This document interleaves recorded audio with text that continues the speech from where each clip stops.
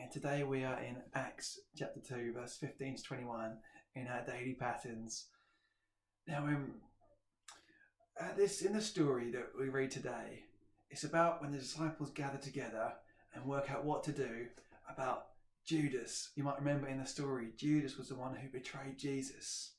And they get together, and there's this line in there that just feels so poignant, where they say, Judas was a member of our own group, for he had been chosen to have a part in our work. That's verse 17. And they remember, I'm sure with great sadness, that their friend who was with them, who saw Jesus do amazing things, who faced the same challenges and saw the same wonderful things, Judas, who just like the other disciples cast demons out and saw amazing moves of God, he left them and he betrayed Jesus. And they would have been disappointed and discouraged. I just want to think for a moment about how they respond. The way they respond is they reinterpret their situation through the scripture. They quote Old Testament.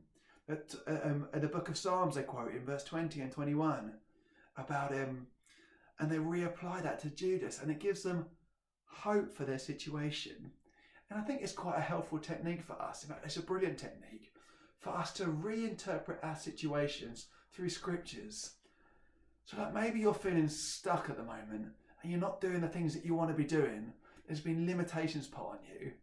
But maybe you can be reminded in the story of David in the Old Testament, where there was a gap between when Samuel anointed him to be the king and when he became the king years later. And in that time, God was preparing him. So maybe the season you're in is a season of preparation.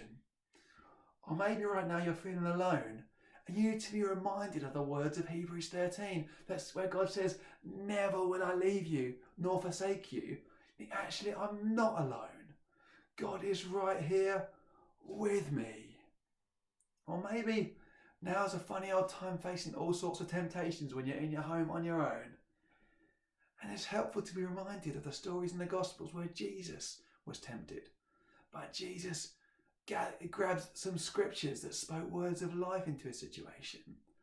So I wonder today, if the challenges that you're facing, or the disappointments or discouragements, what might happen if you reinterpreted them through scripture to say, actually, God, what are you saying into my situation?